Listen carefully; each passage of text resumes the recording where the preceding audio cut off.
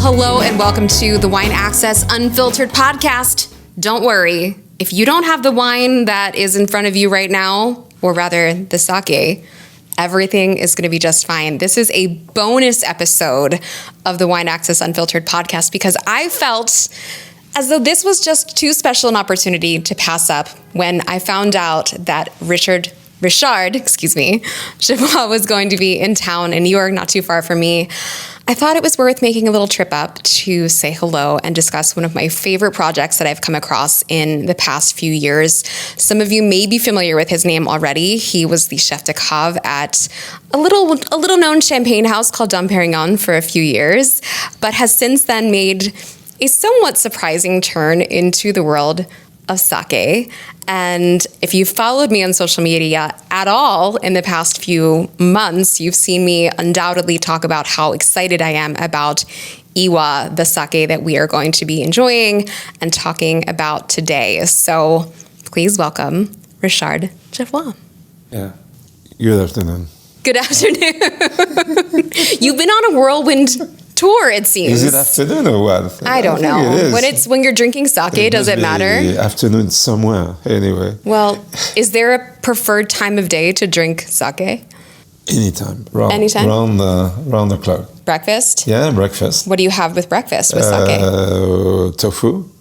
Miso, I never even considered. Miso, no, but more than anything, the miso soup. Yeah. Yeah, it's really the staple, daily.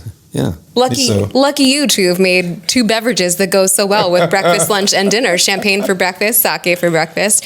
No wonder. No wonder. It's by design, yeah. Is it by design? Yeah, it's I'm pretty sure that element of versatility was in my aspiration. Mm. Yeah. When did sake enter your life? It entered my life in year 2000. Okay. And interestingly enough, I think it's a very precise, specific moment. Mm. It was in Kyoto, at Daitokuji Temple, which is really a very ancient Zen temple, carrying really Shojin, proposing Shojin really food, cuisine, which is the Zen vegetarian cuisine of Japan.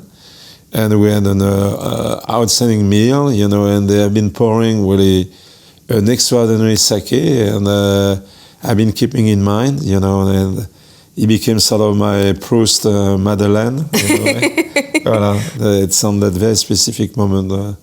It is very specific. Was there something that it made you think of? Was there something that it reminded you of? Was there something? Yeah. What happened in that moment? What did you visualize? You know what? I remember the shared tastes, I would say aromatics, which were so unique and remain unique after those 25 years. And I've been chasing in my own exercise of Iwa. There was a tinge of the green, sappy. Okay. Sappy green, which is very uncommon in anything, to start, sake, anyone, it was, and I've been driven onto that sort of element of a zest, of energy, and of a fresh, kiss cool, minty sappy. Sappy? Sappy. I have to taste it now because I don't know that I've ever noticed there's sappiness. Here in Iwa it's very marginal, but the one I've been tasting in Kyoto was really upfront, whatever. It was stunning. One of a kind. I don't think that I have had anything ever described to me as sappy, but smelling this. Yeah. No, as it is here, it's more really of a palate thing. But it's the weather. Anyway, it's the way it started off. So that was the moment that sake entered your life. But seminal. But here we are 24 years later, and now you're not making champagne. Now you're making sake. Yeah. A natural progression, sort of, or not at all. No, natural progression. Yeah. to me, you know, the project, the UI is naturally extension. What I've been really after in my 28 odd years of Dom Pérignon. It's a pursuit of harmony, balance, complexity, and to keep on. You know, that my position at Dom Pérignon was so privileged. I've been really having really such a great period of life, but possibly a tad too much comfort zone and an element of frustration, you know, when it comes to creativity. Winemaking doesn't offer that much creativity, and I humbly define myself in being more in the creative. So I had to keep on the project, on the universe of a correspondence. And there is nothing more corresponding than sake and wine together. It's interesting that you mention the creative side of it, because one of the things I had considered when I was thinking about this conversation was you're going from a creative who is part of a larger family at Dom Pérignon, in which lots of hands are involved, lots of decision makers. It's not your brand. And now you're a creative and you're an entrepreneur who has to make decisions in a slightly different way. How does that color your vision as the creative? Well, I'm saying that winemaking in the old world, you know, Europe, regulation. You know, okay. Everybody tells me it's the big thing at the moment, you know, pointing at Europe being really over-regulated. I hadn't considered that. Yeah, that's fair. People in Europe are so nice, yes. You know, and yet regulated. Yeah. You know, so,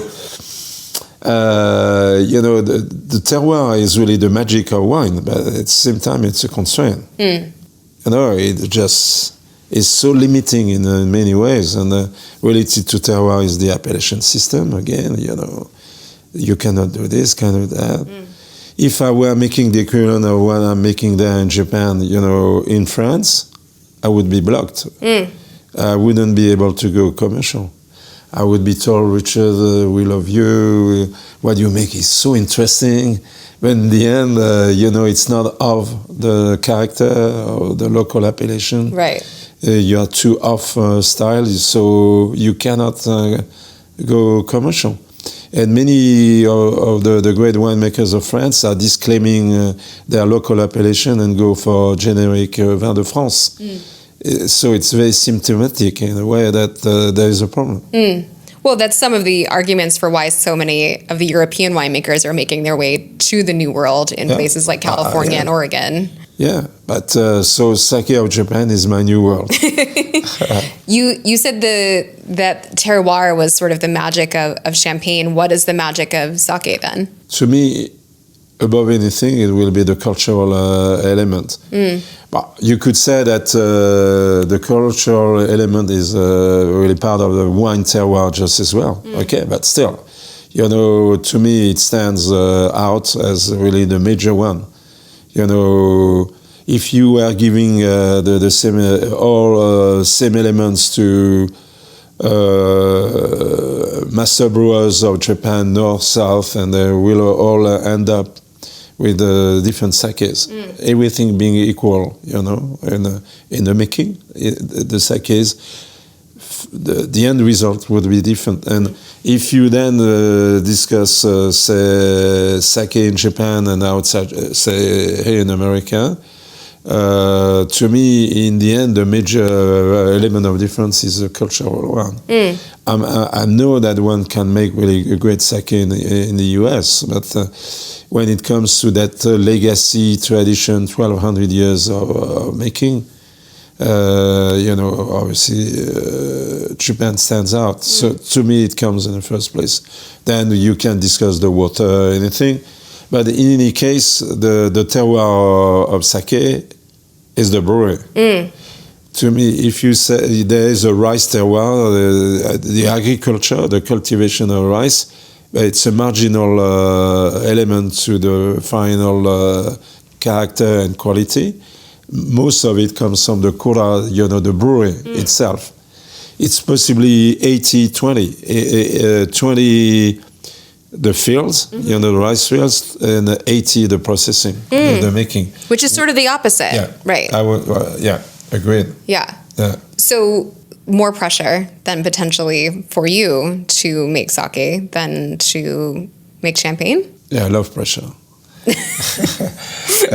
But no pressure in the bottle. Yeah. Yeah. So yeah, more pressure. More pressure. It's exactly what I'm after. No, but seriously, yeah. You know, you have been listening to so many winemakers. You know, they all say the same thing. They're true to the terroir. Right. Okay. The wine is made in the vineyard. Yeah, they're made in the vineyards. Right. I'm true to the terroir. Okay. You know, if I only could be true to myself, I would be happy. So it's a very personal interpretation of sake. Do you consider yourself an artistic person? Yeah, I'm always uncomfortable about the term artistic, but... Why? I don't know. I find it a bit too presumptuous, you know, a bit too... Well, no one's asking you to sell your art or think that it's good, but do you consider yourself... Yeah, I'm creative in any case, you know, yeah. I think it sounds like you are. I'm a creative as well. And I think to me, sake, I don't know, there's pictures in my head that I get when I drink sake and I pair it with food that I don't necessarily get with wine. I find wine to be a little bit more linear, as if I have to head in a particular direction, whereas sake is a little more like a Jackson Pollock and I can kind of choose my own adventure. No, you know what? I'm with you 100%. I have several comments on all of this. Number one is that there's way more freedom in the making of sake than wine. As long as you have rice, koji, to sort of the malting of rice, you know, water and yeast, you're in business. Yeah. You know, and then you are free anything. Nobody is going to, you know, freestyle, you know, number one. And number two is that there are so many options in the making of sake. Frankly, between you and me, way more than in winemaking. I once gave an interview to Le Monde newspaper in France, and I stated that it was more complex/complicated to make sake than wine. There was an outcry. It was on a weekend edition on Saturday, so Sunday out for lunch, but on the Monday, you know, I had really so many people leaving messages on my mail. That's what we call here in the States shots fired. Okay. So, and to get to that versatility or these particular emotions and pairing whatsoever, is that there are more options in the making. And philosophically, proven fact actually, that the more options you have in the making, the more options you have in the drinking. I think that's probably true. To me, there is a mirror image, an element of energy, you know, you put into what you make, which is reflected in what the way you drink. Right. There are many options in making, options in the drinking. I'm experimental and taking risk in the making. Particularly early years, I was out of just shooting from, no benchmarking, nothing. And as a, experimental, taking risk. And I encourage people to be experimental and take risk in the drinking. Okay, sushi is great. Okay, it's the least you would expect, sure. But you can push it to anything. So that correspondence of in the consumption and the drinking for me is very, very important. Well, it's interesting you say that, because last year about this time, I did a partnership, and it involved drinking sake with other cuisines. So it was I went to a French Moroccan restaurant. We did some sake by the glass, and it was mind-blowing, because I had always naively assumed that sake only belonged with Japanese food. But the pairing with some of the dishes that they were doing was really incredible. Why do you think well, I guess there's two parts to this. Why and how do you think sake will become a part of the American culture in the way that Japanese food has become a part of the American culture? Americans are very accepting of Japanese food.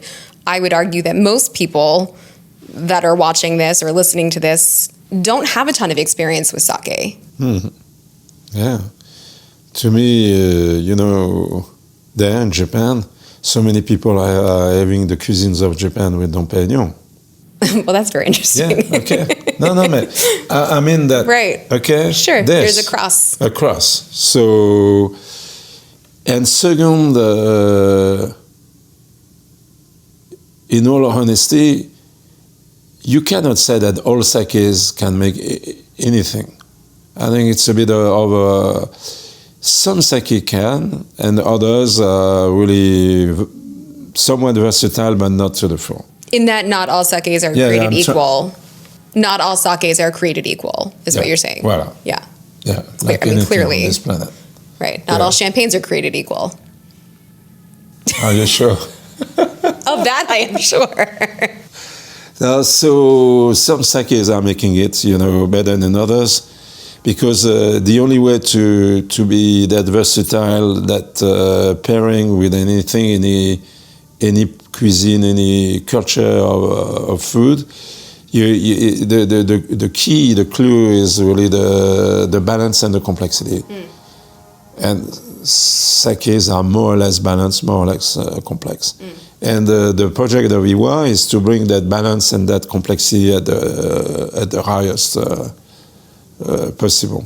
Well, I mean, it has to. I mean, I think, and for those of you who are not familiar with this, we're talking about a luxury product. The price is at a place where it should be bringing complexity, but it does, and I think it does deliver. And I think if you do position it in your head and in your mouth as something that's going to deliver all of the colors of the rainbow and then some, it starts to make sense. How has it been received here in the United States? Well, frankly, it's terrific. Terrific. Well, nobody's going to tell you it's bad. It has been received terrific, and I'm going to make a major compliment to the people of America. Is that, there's a sense of curiosity, of a disposition of curiosity, openness, and giving things a try. Even those who had been through a bad experience of sake, and some people, there's been really... I was in California in the 80s, and some of the sake drunk then, was really, not up to... So it has come of age, and but in any case, many people... anybody is open and is giving it possibly a chance or another chance. People want to venture and experiment. So as a result, Iwa itself being really that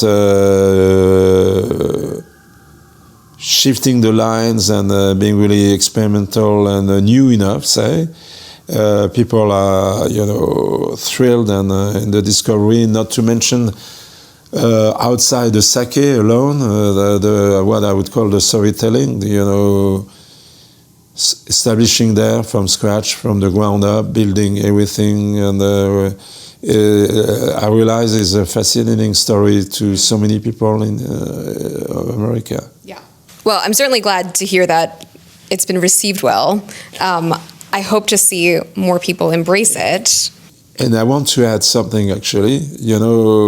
The launch of Iwa has been staggered. We started off in Japan year 2020, and US has been only 2 years. 2 years ago. So it means that Japan has been preceding US, and the buzz, the word of mouth from Japan has been reaching out to the US.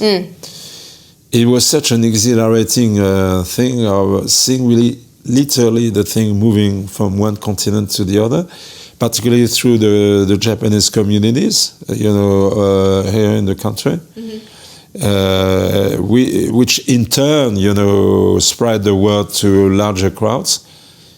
wow, it's quite of an organic phenomenon, and you know, I have so many stories of people here in the US bringing E1 assemblage number 1, the first ever assemblage, in the suitcases back to the country. Well, that's a good point, because you don't necessarily have vintages of this. They're numbered assemblage. Can you explain the logic and the theory behind that decision? Yeah, actually, in my view, it's really different on the vintage in wine. But vintage in wine is really referring to the harvest, and making sense, you know, in referring to the harvest, all these variations in the climate, and anything special happening in the cultivation, or you know, in the vineyards, and the high yields, low yields, cool, warm, wet, and more. So it's a very fair proposition. In the case of sake, you know, there is not such a story, such a variation in years, you know, pretty steady, flat, whatever expression or rice. So actually, I've been coming up with the idea that the vintage is not the harvest, but is really the year of blending and bottling, which is the subsequent year.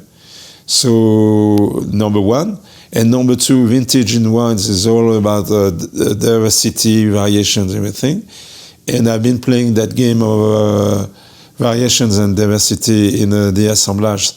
Instead of using a skill from Champagne, you know, skill of being really flat, continued, consistent to an element of boredom. Sure. Yeah, now I left Champagne, I can be more frank. He's free now. He's a wild man. I told you I'm a free man. It took me 40-something years to set myself free. Yeah. You know what's so funny? You looking at your resume, I was like, he's going to be kind of serious. I don't know. You're very silly. You're like a very funny, silly. Yeah, because I'm enjoying it. It seems like it. Yeah. I'm having a ball. And yet we've had nothing to drink. I think this period of my life is the best one. Yeah, it's the best one. I'm entrepreneurial. I have something to prove. I'm pioneering something, and I see the whole thing spreading out. So it cannot be anything more rewarding.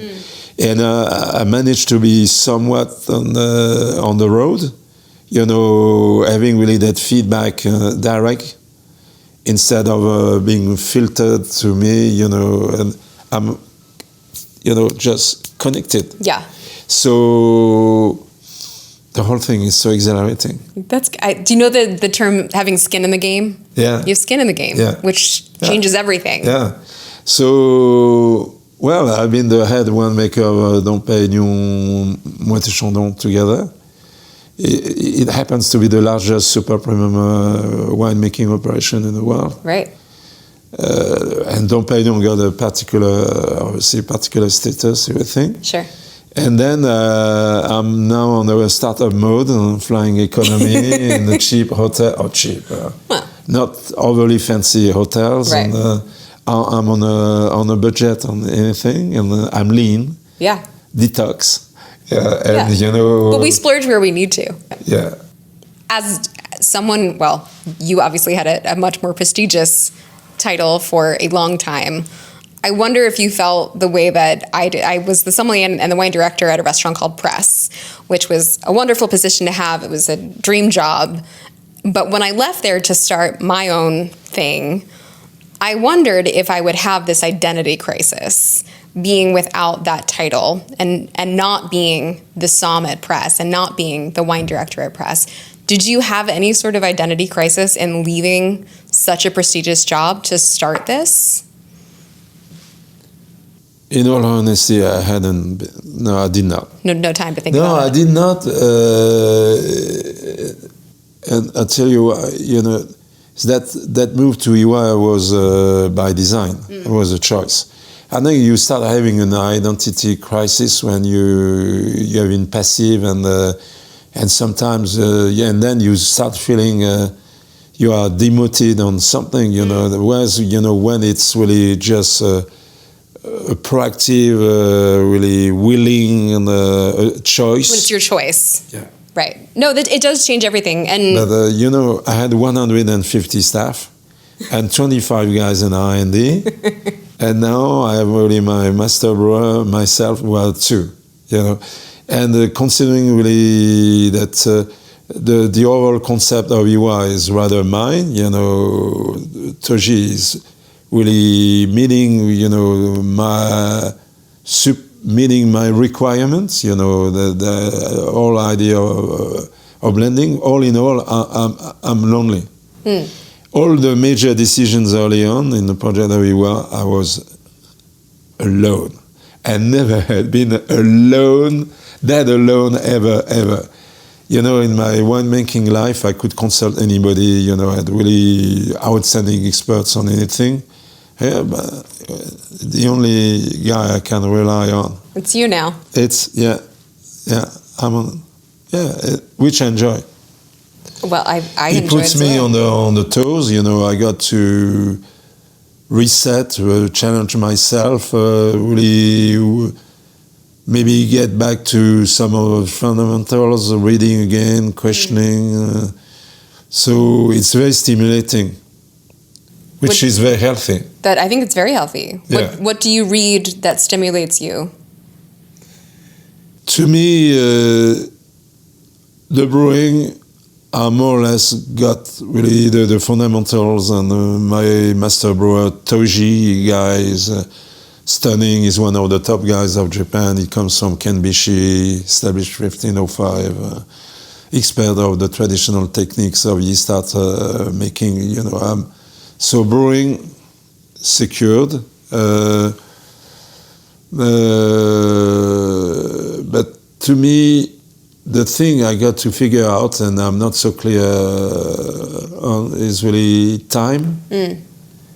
The pattern of the lifespan, the time scale. Of sake? Of sake. Okay. Meaning we're not sure how long to age this. I cannot benchmark, you Sure. to anything. So I got to figure things out as I walk. And I start really be able to extrapolate in a way, but still it's not that exact or precise. My gut feel is that the Iwa assemblages can age for so long. I mean, so much longer than anything there in Japan. To its benefit? Yeah, to its keeping improving. Like good wine, it can be cellared. It's more on the 15, 20-year mark than anything. And what happens in general to the sake as it ages? Darker aromatics, more complex, more mellow. Mellow in terms of texture or flavor? Texture. Texture. Which could be mistaken for sweet. For the sweet, no. Mellow is more of a whatever, glycerol, non-sugar. And so when you come into contact with the sake like that, how do you shift in terms of what you're enjoying with it? Or is that perhaps a sake to be enjoyed on its own? Clearly the more mature Iwa is, the further you can go, the more adventurous you can be. And not even mentioning that you can play temperature and glassware. So I don't see any limit. These somewhat more mature assemblage of Iwa, but I cannot get any further back than assemblage 1 blended in 2020. So, but still, it's a genuine 5 years in in the bottle. You can go for meat stuff, game, spice, truffle, something very dark, very layered. You can push it to the extreme. Yeah. Richard, it's my fault for asking the question, but dinner is like 2 hours away and I'm already hungry. Yeah. Sorry. It's the warm-up, I think. Well, this is delicious. Cheers. Thank you very much. It's a pleasure. It is my pleasure. We have a fantastic dinner to look forward to this evening. I'll show some clips just, for posterity. But thank you for taking the time. What do we have to look forward to on this blank canvas that you're painting in progress? Yeah, it's in progress. In progress. And my idea is really to have people embarking on this project of Iwa, to be part of it and to keep witnessing the progress. It's not a flat, continued, steady state, whatever project. It's not linear. No, it's not linear. I'm not a fan of linearity. I like that. I like non-linear things. Yeah. I like them to be like this. Yes. This is why, and it's the best compliment I can give you. I had my choice of what to drink on my birthday in January. I enjoyed Iwa. Yeah. So thank you. I'm very touched. Well, thank you. Thank you for having me, Amanda. And thank you for the time. And I hope you all learned a little something about sake, and I encourage you to give it a try. If you're going to try it for the first time, this may be an excellent place to start. Yeah. But you might be starting at the top. And keep it playful. Keep it playful. The playfulness. Yeah, I like that. Life is too short. Indeed. Thank you. Thank you.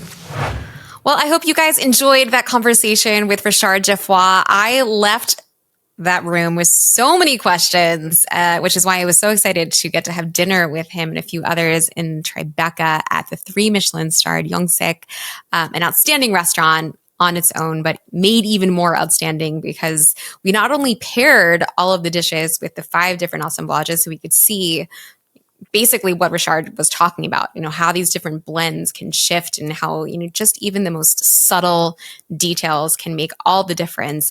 But what was really interesting was that they also paired some of the wines the same time, but at different temperatures and in different glassware. So that was really unique to see. And it left me with a lot of questions, and it left me really with a need for more conversation, which is why I called Eduardo, because if you're going to continue talking about sake, you got to bring Eduardo into the loop. He's the guy that introduced me to Iwa in the first place. And it also occurred to me that, because this is a wine podcast, I'm sure a few of you maybe aren't super familiar with sake and how it's made. And because blending is such a big component of the Iwa sake and Richard Geoffroy's philosophy, it got me thinking that, sake blending is very different than wine blending, right? We're not blending different grapes. We're not blending different blocks from vineyards. And so the process of making sake may be a little bit more foreign to some of you. And so I brought Eduardo in so we could obviously recap some of the conversation, but also to kind of talk about the process of making sake and to further clarify some of the talking points in that conversation. So how are you? I haven't seen you in a minute. It's been too long, a lot of sake away. Yeah. Well, I owe you a huge debt of gratitude for introing me to Iwa, and more specifically to Richard Geoffroy, because that is a human that I think everyone needs to meet at least once in their life to not only just sit in his force field, but also he's very funny and very silly, which I did not expect at all. He's amazing. He's not only an amazing artist, but as a person, I love traveling with him and catching up anytime I can. Yeah. He's awesome. I 28 years as the chef de cave at Dom Pérignon, and, he's French, which obviously, French people, there's a vibe sometimes.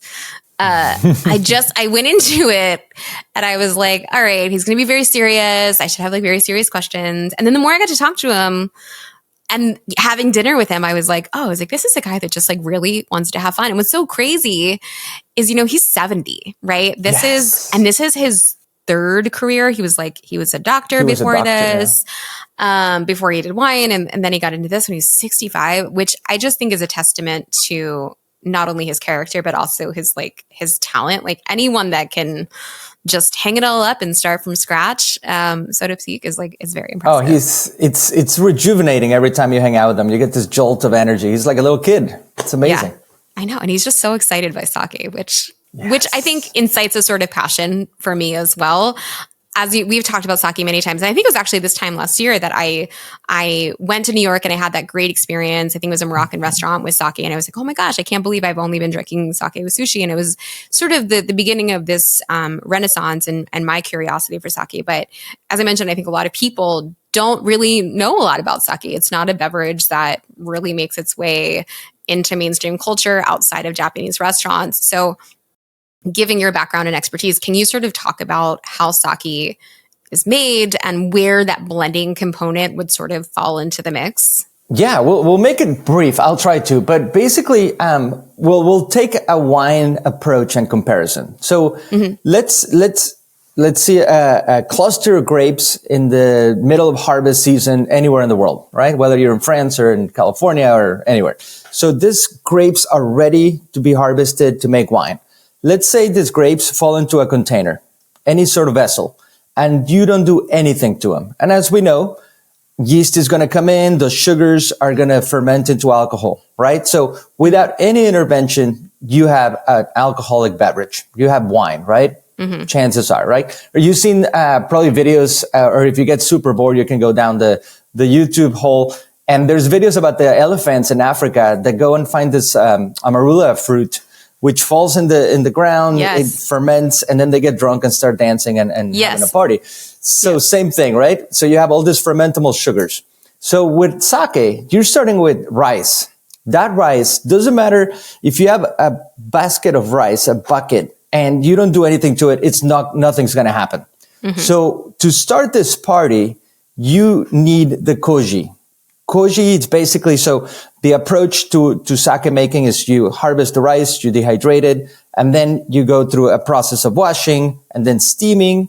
Just imagine like your grandma's making a giant batch of rice for a whole party of the village. And it looks like regular rice, like rice that you would like consume as a... Yeah, there are, if we get down to the rabbit hole, there are different strains that are utilized for sake production, as opposed to eating. They're a little interchangeable, but basically it's the proteins and the starch. Okay. So you steam the rice, you separate it in two parts. One part of the rice gets really lucky and goes to the sauna room. This is called the kojimuro, and this is where the magic happens. So this room, it's very much traditionally like a sauna. It's, covered in four walls by wood. It's high humidity and warm. So the rice gets put on a table, and then this is where the koji spores get spread. Sort of like a very ceremonial. It could be kind of like imagine a Parmesan shaker or like a tea bag. Just kind of the spores coming on around the table. During this process of the koji making, koji rice, all the koji starts breaking down those starches. And converts them into fermentable sugars, which now we're at a point where we can compare it to wine, right? So after those are processed, then you start your additions and you do a little bit of the koji rice. You do a little bit of the regular rice that steamed and went to just rest for a while, water, and then the yeast, whether it's ambient yeast that just lives in our skin on the buildings everywhere, or it's an additive of a yeast that will have a designer style, just like we do with wine. So basically, with wine, you're able to do a natural fermentation, just let it all go, just press the grapes. Or you can be, as a winemaker, you can choose to do a certain strain of yeast to have a final product, a style or whatnot. Same with sake. So once the fermentation happens, then you press the sake. You go through a pasteurization process, aging, and so on and so forth. From there, you can split into so many different ways. But basically, in a nutshell, that's how sake is made. What's happening with Iwa and Richard's expertise, he's bringing all this and making different batches. He's using different rice strains, different yeast selections, aging, different polishing grades, and creating different tanks. And when I got to visit Iwa for the first time last year, I actually got to see this, and Richard happened to be in town. I as you know, I don't usually plan things out normally. So I happened to be in Japan, and I was done with a previous blending session at a different brewery. And I literally just called or texted Richard and said, hey, can I come visit Iwa? He's like, yeah, I'm actually here blending. Swing by. So I jump on the next train. I stopped by the brewery, and he had just finished a massive blending exercise. He had about 30 different lots, and he's just doing the blending for this assemblage, this berry assemblage 5 that's coming up. So it's pretty fascinating because he's using all these different parts of the equation as you would with Bordeaux, if you will, where you're using different grapes, or in Champagne proper, where you're using different lots, different aging and such. And by taste, with a small panel, with his head brewer, just finalizing all this notes. So it's basically an ensemble. These are finished wines. These are not like unfinished. Like you could drink these sakes, these things that they're blending.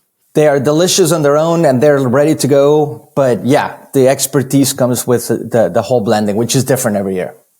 And so if I'm understanding correctly, then the variables that you're talking about for each of these different blending components are the different strains of rice and the different yeast.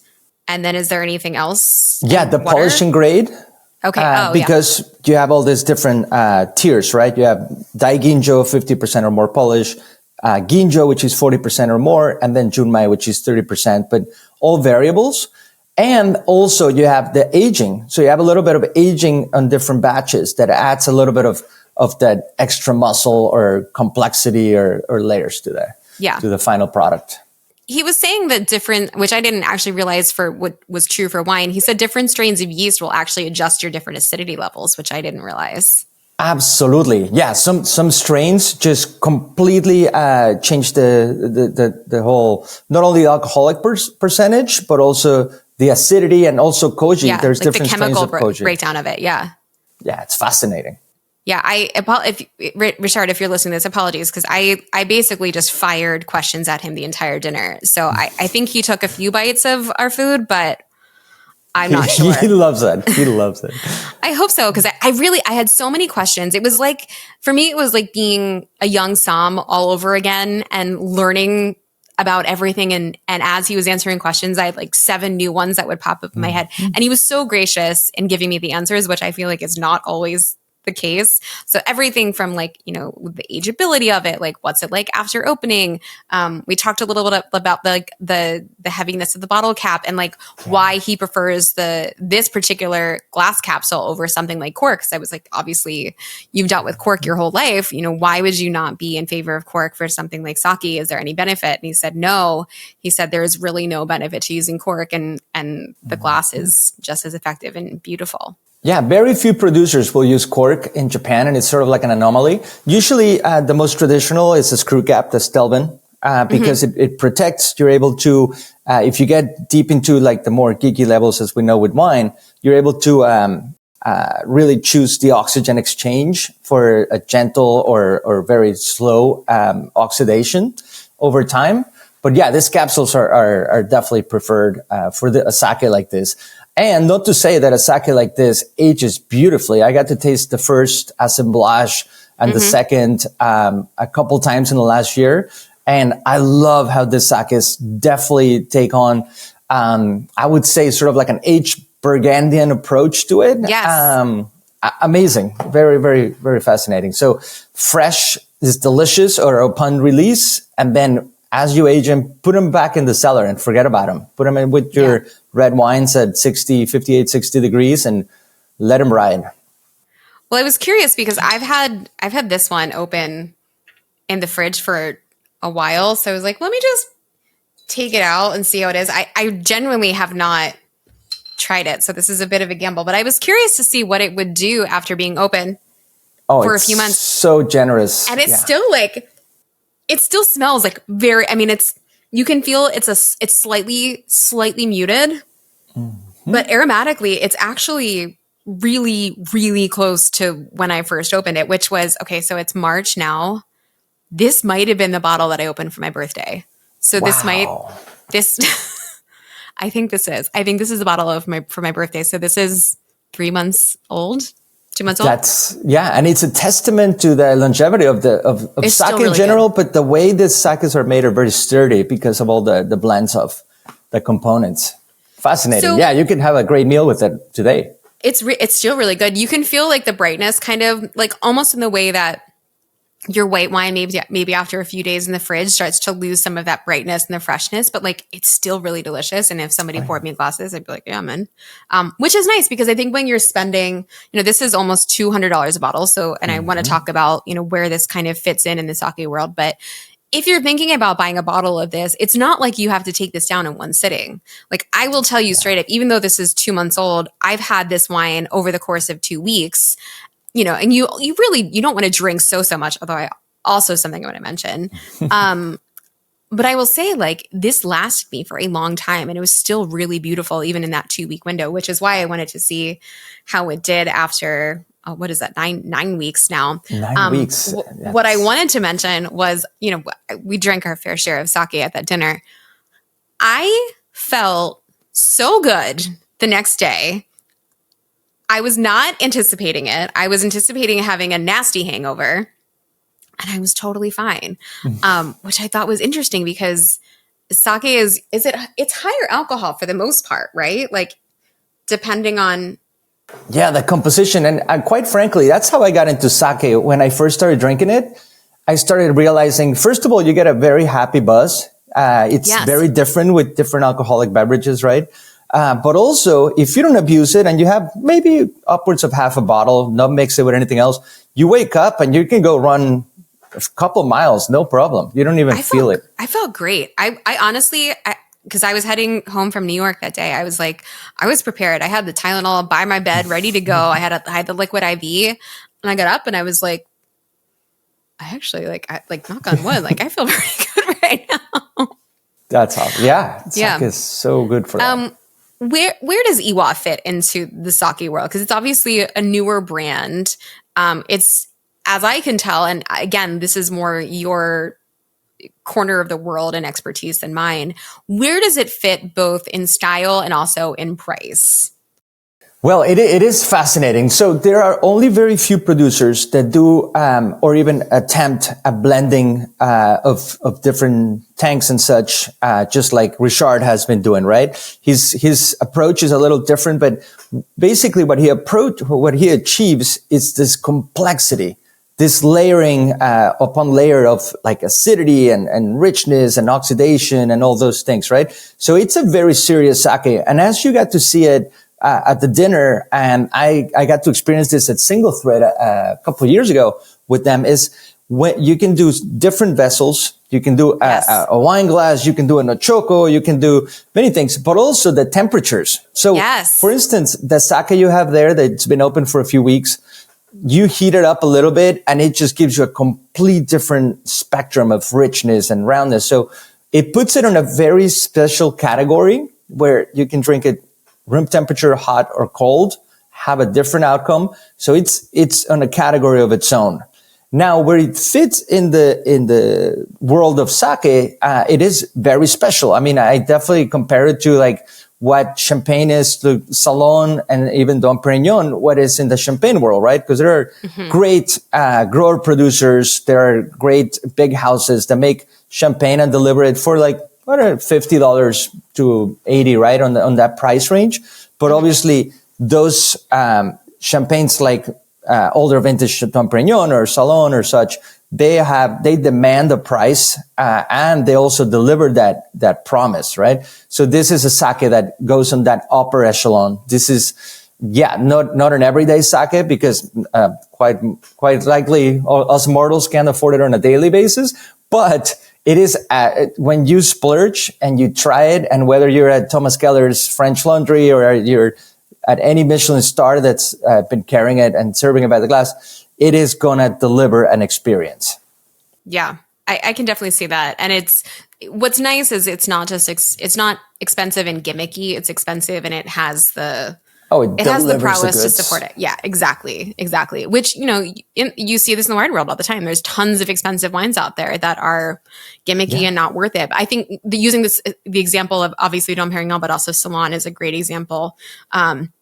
And I love that he's really kind of getting out into not only American restaurants, but American like Michelin-starred restaurants of all different types of cuisines. Obviously, Yongsik is Korean, but going to like a single thread, going to a French Laundry single thread leads a little more Japanese, but French Laundry leans decidedly more Californian French, and really showcasing how sake can play with these foods really, really well. So I think you're right. Like, you go to these restaurants, if you're just thinking about having one bottle of something, I think you could do a lot worse than something like this, because to your point, as we experienced at the restaurant, different vessels with sake change it dramatically, and different temperatures as well. And so, throughout the course of that dinner, we had, assemblage 4 and assemblage 2. We had them 2 different times in 2 different vessels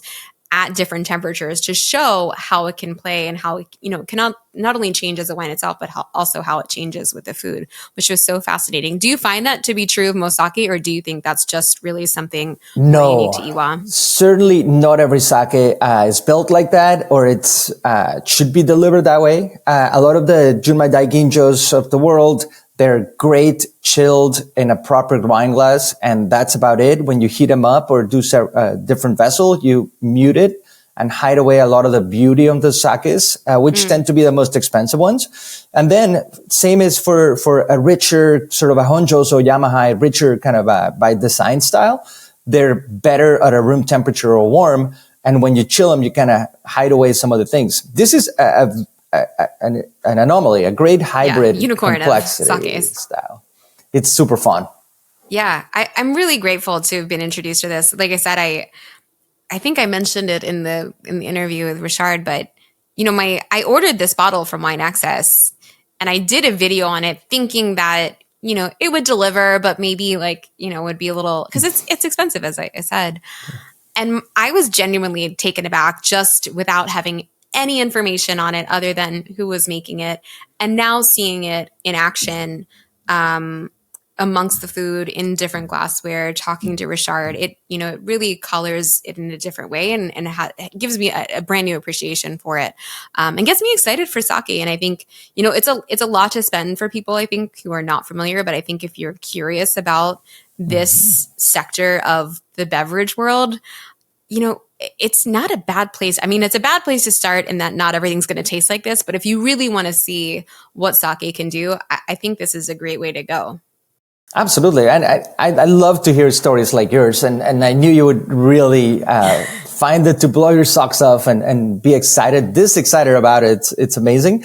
But it's bound to happen to most people that are probably watching the podcast and listening and abroad, is that most of the Michelin star restaurants, not only in the US, but the world, are starting to adopt the sake program.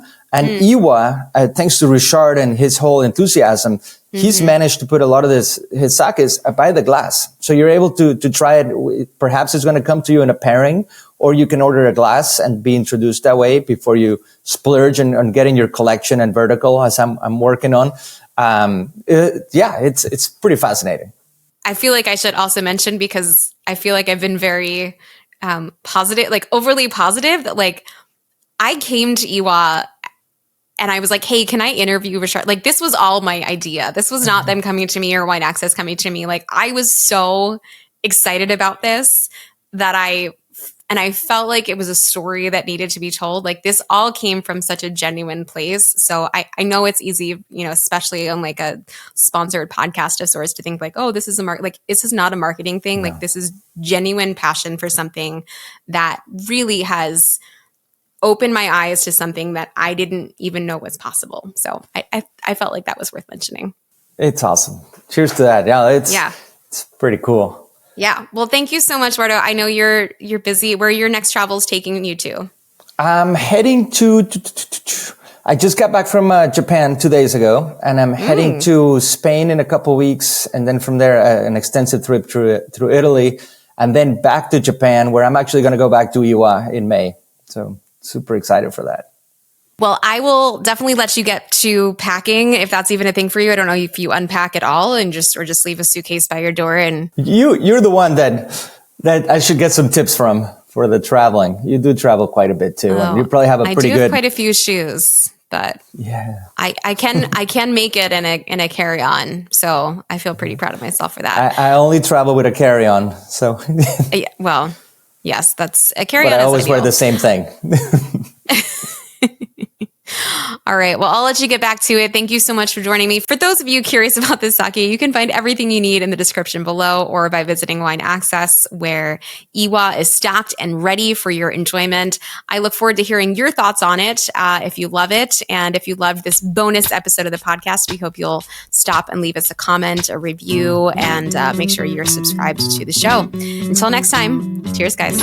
Cheers, guys. Take care.